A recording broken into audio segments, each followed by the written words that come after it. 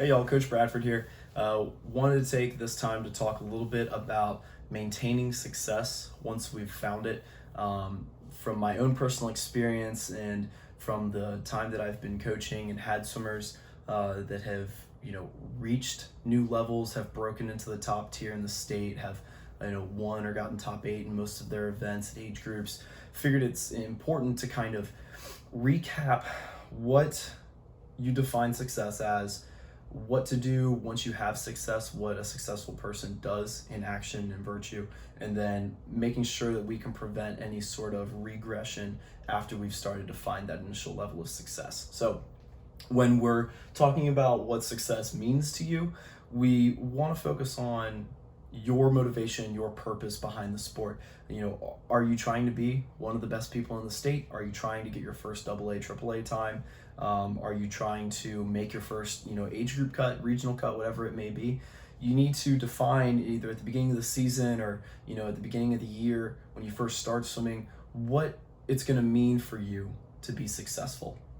A lot of the swimmers at my level, it's all about trying to be the best in the state. That's a really good goal to work towards, because that is kind of the pinnacle of the sport, where they're at right now. I was once in that position, being one of the top people in the state, at certain times being the top swimmer in the state, and that was always a goal of mine, was to be at or near the top every time I stepped on the block at the end of the year. So once we've found out what success means to you, we swim through the season. Let's say you get to the end of the season and boom, you swam, 6 or 7 events at age groups. You've got top 8 in almost all of them or all of them. You made significant time drops, whatever it is. You end the season, you say, wow, that was successful. That was really successful. I'm proud of myself. Let's say you even, won an event or two. It was a good season. And now, especially if this is your first time experiencing this level of success, you have to kind of figure out this uncharted territory of, what do I do now? I've hit it, but what does that mean? So then we go into the maintaining of success. And I'm skipping over this part to sandwich back in, but so we found success and now we're starting to maintain success. What does that look like? Maintaining success is making sure that we don't stay at the level that got us to where we are now. Okay? And that can be, it may, once I explain it, it may seem reasonable, but at the time, I think a lot of swimmers and a lot of athletes in general will get stuck at this point. When we were going for our 2nd national championship, our 3rd national championship, 4th, and now the team that we have at Queen's University is going for their 6th straight national championship, our coach always told us, what got us here won't get us there. And I think that rings true both on the team level and individual level. When you train to get to a level of success, that's great. You took what it took. You did what it took to get to that level. Now, if you keep training at that level, you're staying the same. It's like if you're not riding a bike at all, and then you start riding it really, really fast, and then you just keep that speed, you're going a very good speed, but you're not improving anymore. You're staying at that same speed. So if we train at that same level into that next season, we're not going to keep up with the trend of success. In all sports, the trend of success has always gone upward. So our competition, who has continued to train at an accelerated rate, they're going to pass us because we didn't take that extra step. So it's super important to get it into your mind that success is only for the present. The way that you trained that got you to that level of success was for that time. That time's now in the past. You need to enter each season, each meet after you have a successful meet with that blank slate of saying, okay, I had this really good meet, but now I have to increase my load even more if I want to keep accelerating my success at the same rate that I just got to. And that's super, super important, because me and my personal swimming career, when I was in my young 12, 13, 14, I got myself to a level of success that was the best in the state, one of the best in the country, and then I continued to train at or even a little bit below that level as my competition started to train even harder and harder to beat me. And I didn't really understand at the time that what I was doing was I was training at the success level that I was at, but not at the success level that I needed to continue to get that success. So always important to keep turning on that engine a little bit further, pressing it to make sure that you're maintaining that acceleration of success along with your competition. Now, let's say you've done that. Let's say you've had your successful meet.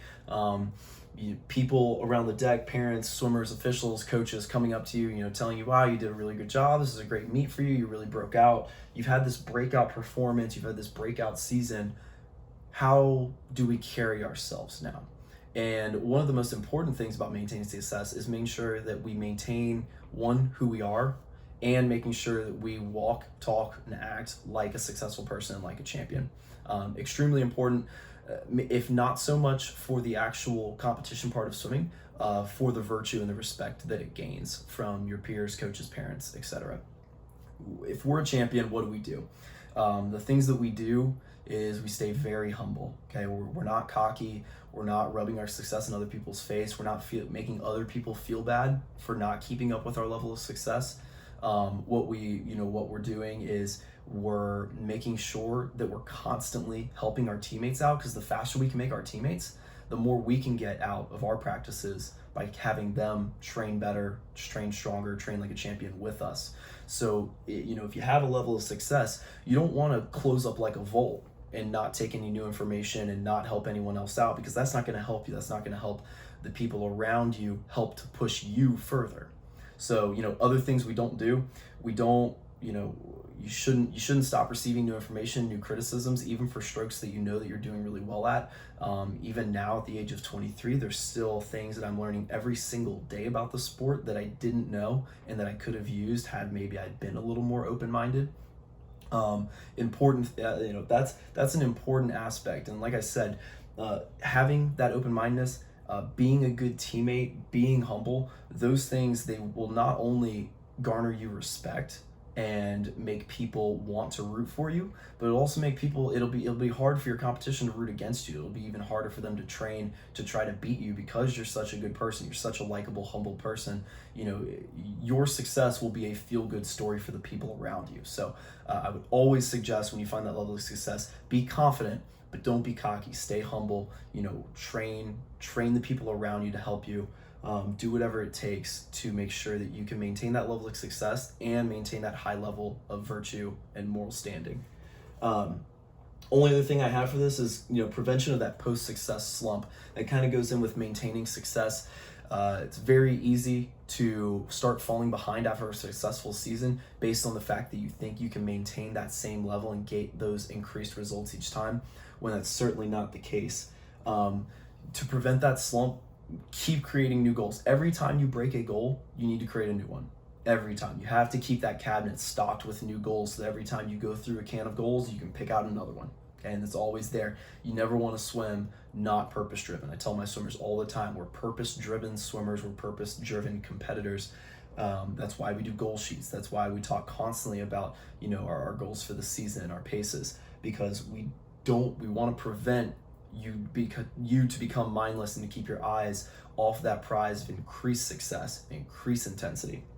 Other than that, with post-success slump prevention, it's super important to not get in your own head.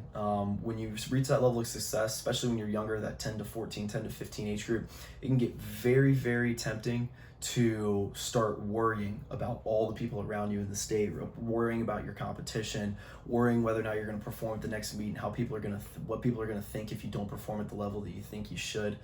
Don't worry about it. Okay? As we talked about in the failure video, you're going to have bad meets, you're going to have bad races, you're going to have bad practices. You just got to shake it off. As long as you're confident that you're putting in and day out, you're putting in that intensity that you need to get better, you won't go through this success slump. The only way you'll get through that is if you get in your own head, if you start worrying about things that are uncontrollables, like we talked about in the failure video, and if we start comparing ourselves to others too much to the point where it's exhausting us, and not making us think about other things that are more important to our personal success. So that's kind of my those are kind of my thoughts on the maintaining success. Probably do another video on how people jump to that next level from maybe an average swimmer to a successful swimmer, an average athlete to a successful athlete.